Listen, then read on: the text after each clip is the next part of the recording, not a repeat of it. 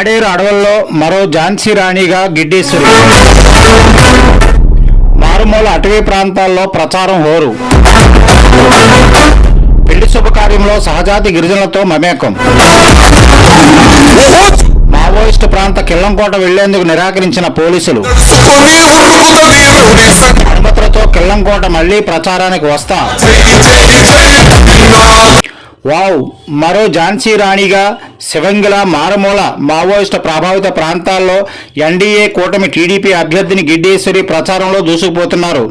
గిరిజన తండాల్లో ఆమెకు ఉన్న అభిమానం ఒక్కసారిగా ఉలిక్కిపడింది.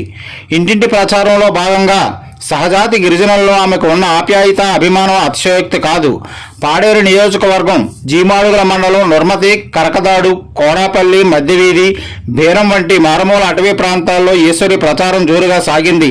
దీనికి ముందు నుర్మతి నుండి కిల్లంకోట ప్రచారానికి వెళ్లేందుకు ఆమె ప్రయత్నించగా పోలీసు అధికారులు మాత్రం ఈ ప్రాంతంలో పర్యటించడానికి అనుమతులు లేవంటూ నిరాకరించారు.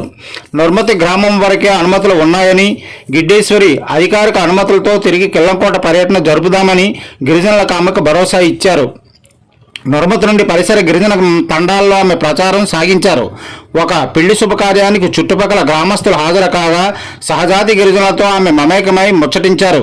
ఆమె కరపత్రాలను అందించి ఎమ్మెల్యే అభ్యర్థిగా గిడ్డేశ్వరిని, అరకు పార్లమెంట్ అభ్యర్థిగా కొత్తపల్లి గీతకు ఓటు వెయ్యాలని ఆమె అభ్యర్థించారు. కరకదాటు గ్రామంలో ఆమెకి గిరిజనుల నుదుట తిలకం దిద్ది గిరిజన సాంప్రదాయ పద్ధతుల్లో ఆమెకు స్వాగతం పలికారు.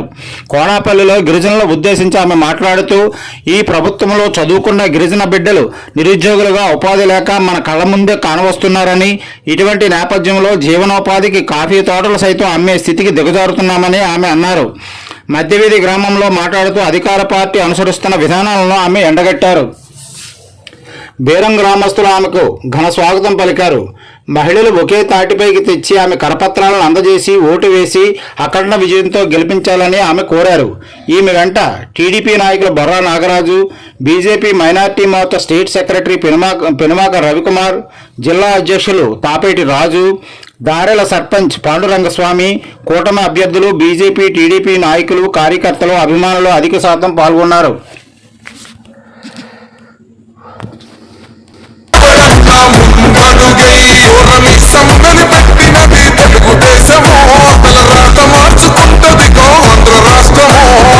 అటు చూస్తే తెలుగు తమ్ముళ్ళు, ఇటు చూస్తే జన సైనికులు, ఇంకొక వైపు బీజేపీ కార్యకర్తలు, ఎటు చూసినా జనమే జనం, ప్రభంజనం.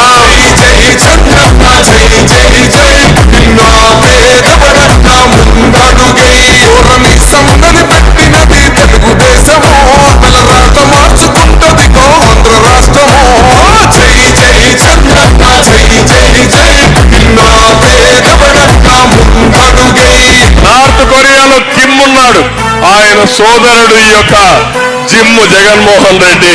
ఎవరు నవ్వినా సహించలేడు. అందరూ ఏడుస్తూనే ఉండాలి.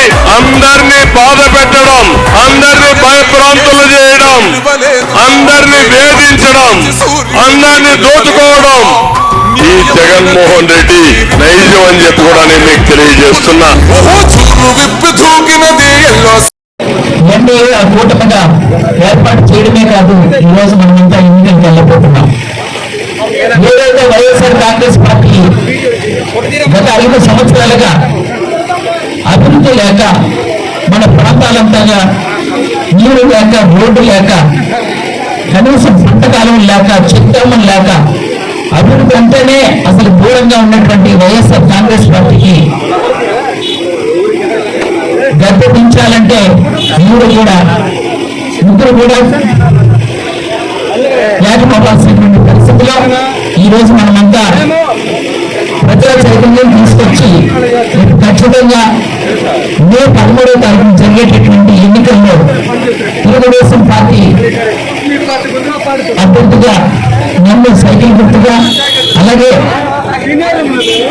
అరకు పార్లమెంట్ ఎంపీ సోదరి కొత్తపల్లి గీత గారు బీజేపీ అభ్యర్థిగా కమలం గుర్తుకి ఓటు వేసి ప్రతి ఒక్కరూ గెలిపిస్తారని సందర్భంగా నేను తెలియజేస్తూ అందరికీ తెలియజేస్తా ఉన్నాను.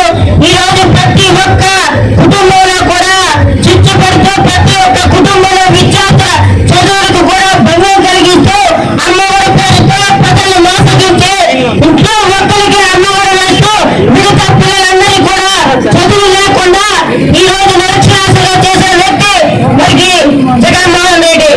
జగన్మోహన్ రెడ్డి పరిపాలనలో ఈ రోజు అనేకమైన రాష్ట్రంలో అభివృద్ధి లేదు, రాజధాని లేదు, పోలవరం నిర్మాణం లేదు, అనేకమైన రోడ్లు కానీ గ్రామాల్లో శిశు రోడ్లు కానీ ఏదైనా మరుగుదొడ్లు కానీ ఒక ఇల్లు నిర్మాణం కూడా చేయని వ్యక్తి ఈ ఐదేళ్లలో ఈ రాష్ట్రానికి ఒక రాక్షసులుగా నయవంతులుగా గీతల్లో దళితులపై అరాచక పాలన సాగిస్తున్న ఈ యొక్క జగన్మోహన్ రెడ్డి గర్తించాలంటే బీజేపీ, జనసేన, టీడీపీ ఈ రోజు మీ ముందుకు వచ్చాయి.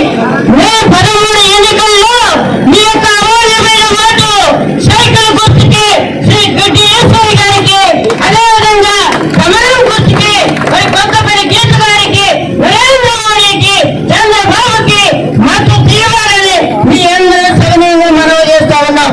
ఈ రోజు చంద్రబాబు నాయుడు తెలుగుదేశం పార్టీ ఈ యొక్క గిరిజన ప్రాంతాల్లో చేసిన అభివృద్ధికి మనమంతా కంకణం కట్టుకొని మరొక్కసారి తెలుగుదేశానికి అవకాశం ఇవ్వాల్సిన అవసరం ఎంతైనా ఉంది. 5 ఏళ్ల పాలనలో మరి అనేకమైన ఆటుపోట్లకు గురైన గ్రామాల్లో గ్రామ పంచాయతీ నిధులు కూడా దోచుకున్న అతి నీచమైన వ్యక్తి జగన్మోహన్ రెడ్డి. ఈ రోజు పంచాయతీల అభివృద్ధి లేదు, అభివృద్ధికి దూరంగా గ్రామాలు ఉన్నాయి.